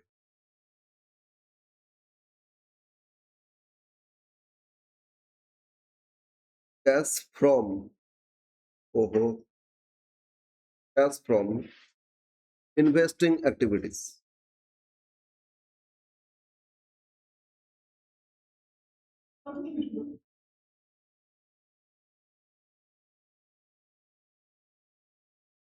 This is cash from investing activities. Third one, negative हो गया तो आउटफ्लो हो जाएगा, पॉजिटिव तो कैश फ्रॉम इन्वेस्टिंग। अच्छा, ये नेगेटिव होना अच्छा है या पॉजिटिव अच्छा है? ये जितना नेगेटिव है उतना अच्छा है। ये जितना नेगेटिव उतना अच्छा है। आपका बिजनेस का फ्यूचर ग्रोथ है, अभी एसेट्स खरीदे, लॉन्ग टर्म बेनिफिट मिलेगा ना। तो बेनिफिट है, अरे आउटफ्लो है। नेगेटिव मतलब पे कर दिए ना ज्यादा। हम अगर एक्स्ट्रा पे किए मतलब खरीदे न्यू एसेट्स, न्यू एसेट्स अभी खरीदे तो फ्यूचर में कुछ पीरियड के लिए तो हमको बेनिफिट मिलेगा ना। तो ये नेगेटिव अच्छा होता है। Third one, third activities, cash from, sorry लिखो फाइनेंसिंग एक्टिविटीज। प्रिंसिपल अमाउंट जो पे किया वो प्रिंसिपल इन्वेस्टिंग में आया, ठीक है, और बाकी इंटरेस्ट जो पे किया तो फिनेंस, सब इसीलिए पे किए थे, फाइनेंसिंग में आएगा। वो एसेट्स कॉस्ट में क्यों दिखाओगे? एक्सक्लूडिंग इंटरेस्ट इसलिए बोल दिए। Financing activities,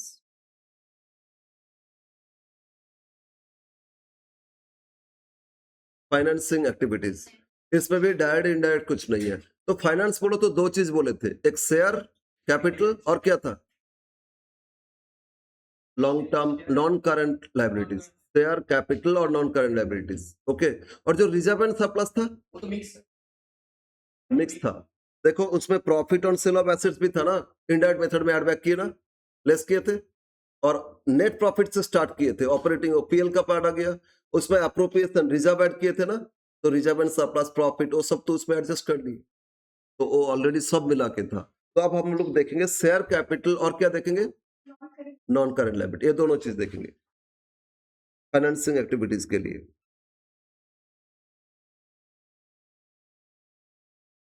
proceeds from issue of shares, obviously cash issue, ठीक है, अगर कैश इशू है तभी लोगे, बोनस इशू, शेयर तो इशू किए लेकिन वो तो नहीं आएगा ना। Proceeds from issue of shares, तो आपका कैश इशू होना चाहिए, इशू से पेमेंट आया तो क्या हो जाएगा, इनफ्लो हो जाएगा ना। Again call money received,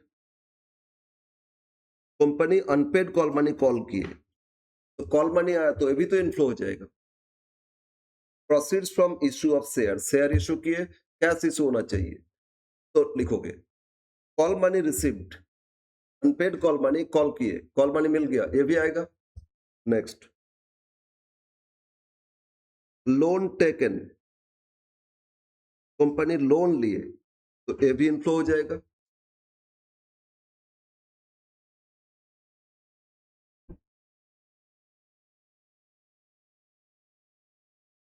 debentures issued, debenture issue किए तो डिबेंचर इशू से भी तो पैसा आएगा ना, obviously cash issue, cash issue होना चाहिए। डिबेंचर इशू किए, कैश इशू, ये भी आपका इनफ्लो, तो शेयर इशू किए, इनफ्लो हो गया, अदर देन कैश भी तो होता है, एसेट्स खरीदे डिबेंचर इशू किए, ठीक है, शेयर भी तो होता है, कंपनी खरीदे शेयर इशू किए, कंपनी का सारा एसेट्स लायबिलिटी या शेयर इशू किए, इशू तो किए, कहां पैसा आया, हम तो कैश कैश फ्लो देख रहे हैं, ठीक है ना, तो कैश इशू देखना होगा, चाहे डिबेंचर हो चाहे शेयर हो। Okay, next debenture issued, cash issue होना चाहिए। अगेन और क्या ऐड करोगे, और क्या लेस तो करोगे, ऐड क्या हो सकता है देखते हैं। अच्छा, आप लोग इशू ऑफ शेयर किए थे, इशू ऑफ शेयर किए थे, कॉल्स इन एरियर है, कॉल्स इन एडवांस है, तो एरियर पे कंपनी इंटरेस्ट रिसीव करता है, एरियर पे इंटरेस्ट मिलता है या नहीं, अगर मिला तो कौन सा एक्टिविटी होगा, कैसे इन्वेस्टिंग होगा, अरे एक कैपिटल का ही तो पैसा, कैपिटल ही तो पैसा पेमेंट करने में डिले की इंटरेस्ट दे रहे हैं, फाइनेंसिंग में ही आ जाएगा, कैपिटल तो फाइनेंस का पार्ट था, तो interest on calls in arrear received क्या आ जाएगा, फाइनेंसिंग में ऐड करोगे, कॉल्स इन एडवांस पे कंपनी पे किए तो इंटरेस्ट पे किए, किधर आ जाएगा, कॉल्स इन एडवांस पे कंपनी इंटरेस्ट पे किए, फाइनेंसिंग एक्टिविटीज में ही माइनस करोगे। ओके, ऐड करो फिर interest on calls in arrear received, interest on calls in arrear received, ये आपका ऐड करोगे, ये सारा इनफ्लो है, आउटफ्लो लेस करोगे, तो बताओ आउटफ्लो क्या हो सकता है, ये सारा इनफ्लो हो गया ना, आउटफ्लो में बोलो क्या आएगा, आउटफ्लो में क्या हो सकता है, कंपनी अपना शेयर होल्डर्स को क्या देते हैं, डिविडेंड, तो डिविडेंड जितना पे किए, डिविडेंड पेड, और डिबेंचर इशू किए थे या लोन लिए थे, इंटरेस्ट पे किए, less interest on loan and debentures paid, interest on loan या डिबेंचर्स पे किए तुम, लेस डिविडेंड पे किए, इंटरेस्ट पे किए, again repayment of loan, repayment of loan लिए थे, अब लोन रीपे किए तो भी माइनस करोगे, less redemption, redemption of shares and debentures,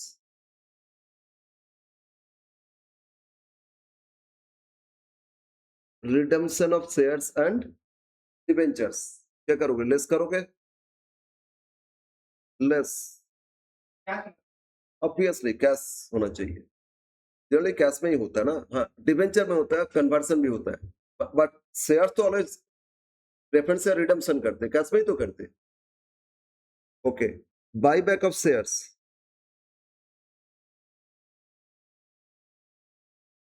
equity buyback होता है, इक्विटी बायबैक किए तो इसमें तो पे किए ना, आउटफ्लो हो रहे, लेस करोगे, लेस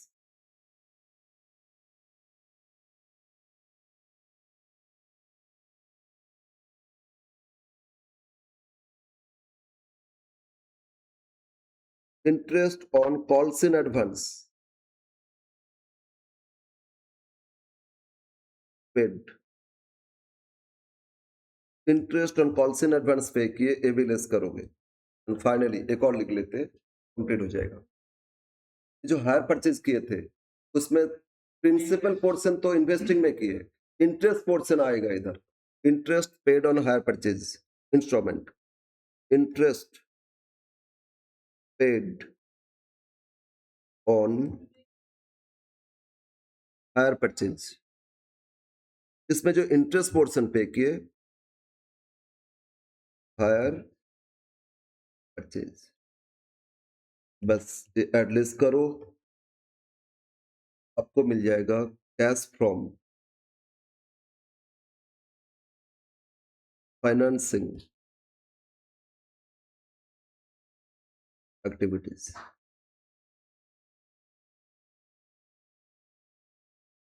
ओके, तो आपको 3 एक्टिविटीज देखना है, तीनों एक्टिविटी का जो नेट इफेक्ट वही था चेंजेस इन कैश, तीनों से जो नेट इफेक्ट आएगा दैट शुड बी आपका चेंजेस इन कैश और cash equivalent. Okay,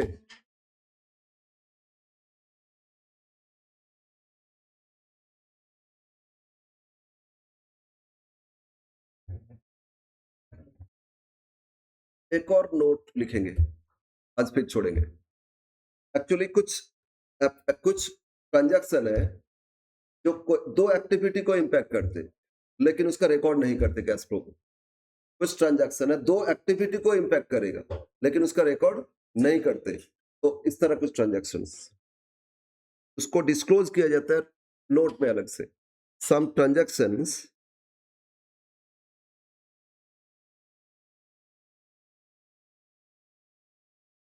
affected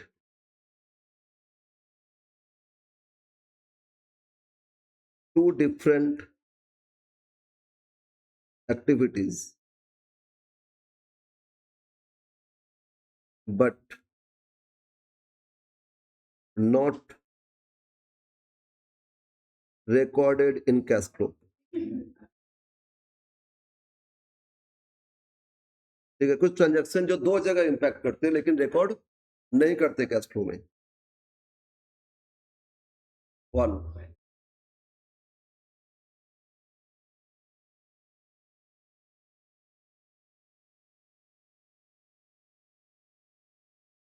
purchase of fixed assets,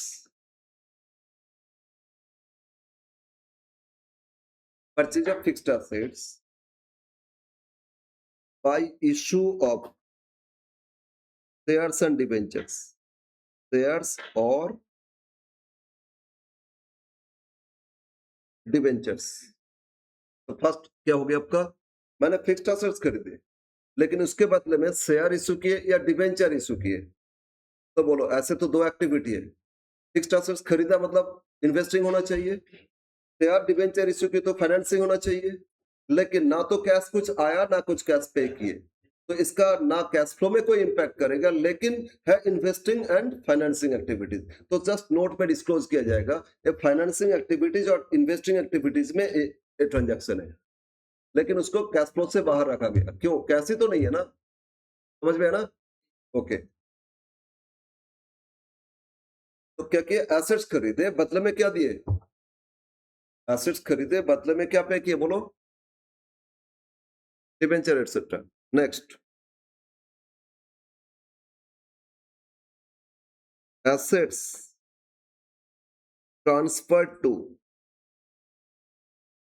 assets transferred to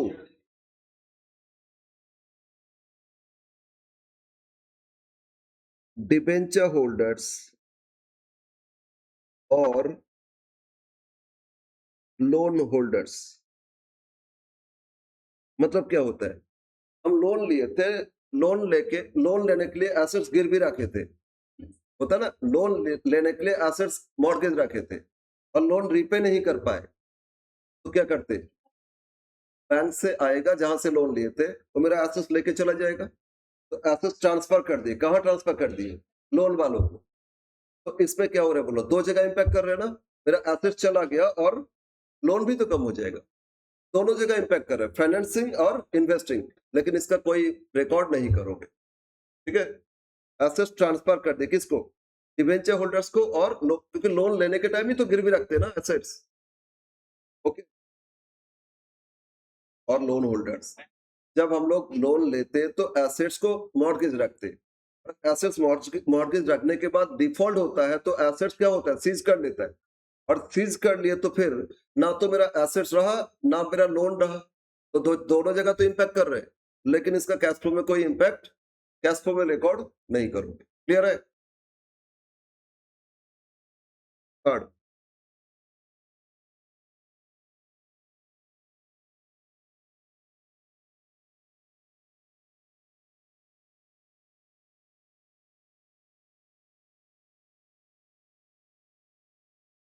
translation of foreign currency,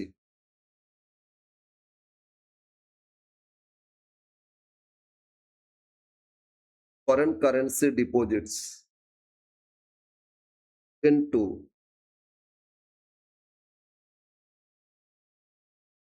reporting currency.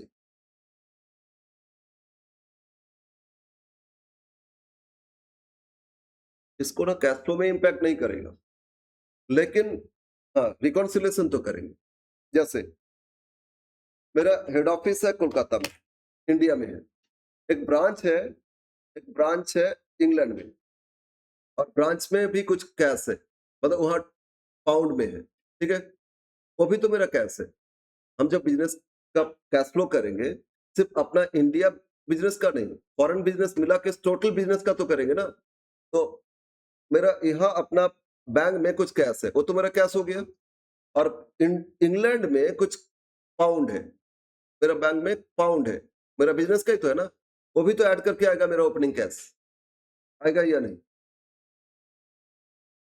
अरे इंग्लैंड में मेरा बिजनेस में, वो भी तो मेरा बिजनेस, तो मेरा टोटल बिजनेस का कैश में कितना दिखाएंगे? कैश एंड इक्विवेलेंट में अपना यहाँ का भी प्लस इंग्लैंड का भी, लेकिन इंग्लैंड का पाउंड में थोड़ी दिखाएंगे, रिपोर्टिंग करेंसी यहाँ का है, यहाँ का हेड ऑफिस, तो रिपोर्टिंग करेंसी क्या होगा? कन्वर्ट करेंगे, कन्वर्ट करोगे या नहीं? इसको बोलते हैं ट्रांसलेशन, नॉट मतलब कन्वर्सन, ठीक है? हम ये उसको एक्सचेंज नहीं किए, एक्सचेंज नहीं किए, वो मेरा डॉलर ही सॉरी पाउंड ही है, लेकिन हम जब यहाँ रिपोर्ट करेंगे, यहाँ का एक्सचेंज रेट के हिसाब से कन्वर्ट करके लिखोगे ना, तो जो एक्सचेंज रेट जिस टाइम रिकॉर्ड किए थे उस टाइम कुछ और था, ट्रांजैक्शन के टाइम कुछ और था, लेकिन आज देखे बैलेंस शीट बना रहे तो देखे कुछ और हो गया, डे टू डे चेंज होता है एक्सचेंज। तो हम इसको जो चेंज किए, वहां डॉलर था, पहले डॉलर में था, $2000 था, तो $2000 जब बैलेंस शीट बना रहे थे उस टाइम रेट क्या था? 20 रुपीज करके, 2000 इंटू 20 करके ये करेंट शीट लिख लिए थे, वही $2000 है। लेकिन ये रिपोर्टिंग करने के टाइम, रिपोर्टिंग जब किया गया था उस टाइम देखे गया, रिपोर्टिंग तो बाद में बोर्ड अप्रूव करेगा तभी ना रिपोर्टिंग हुआ, तो रिपोर्टिंग करने के टाइम देखे रेट चेंज हो गया, कितना? $2000 ही है उधर, लेकिन अभी रेट 20 रुपीज की जगह हो गया 22, ₹2 चेंज हो गया। तो अब बोलो तो कितना हो गया बोलो? 2000 इंटू 22 करोगे तो बोलो चेंज होगा या नहीं? लेकिन कैश इनफ्लो हुआ क्या मेरा? आउटफ्लो हुआ क्या? $2000 ही तो उधर पड़ा हुआ है, इनफ्लो आउटफ्लो तो कुछ नहीं है, तो इसमें कैश का कोई इम्पैक्ट नहीं हो रहा है। हाँ, रिकॉन्साइल करेंगे तो चेंज होगा, लेकिन इसके लिए इनफ्लो आउटफ्लो कुछ नहीं होगा। ठीक है, तो करेंसी एक्सचेंज जो ट्रांसलेट करते, ट्रांसलेट और एक्सचेंज में डिफरेंस क्या पता है ना? अभी हम डॉलर आया एक्सचेंज कर लिए बैंक में, ठीक है ना, तो इसमें तो जो इनफ्लो आउटफ्लो वो मेरा कैपिटल कैश फ्लो हो जाता है। अगर हम इनफ्लो एक्सचेंज करेंगे तो कैश फ्लो हो जाएगा ना, लेकिन डॉलर पड़ा हुआ है, उसको यहाँ का करेंसी हम कन्वर्ट कर रहे हैं, दैट इज ट्रांसलेशन। तो इसमें कोई इनफ्लो आउटफ्लो नहीं आएगा, नहीं दिखाना होगा। ठीक है, ओके। नेक्स्ट डे हम लोग कुछ डिस्कस करेंगे और फॉर्मेट हो जाएगा, फिर मतलब सारा एक्टिविटी हो गया, सिर्फ फॉर्मेट, इसके बाद क्वेश्चन। क्वेश्चन मतलब हम लोग यहाँ तो ज्यादा क्वेश्चंस नहीं होगा, एक एक एक्टिविटी वाइज सीखना होगा। ओके।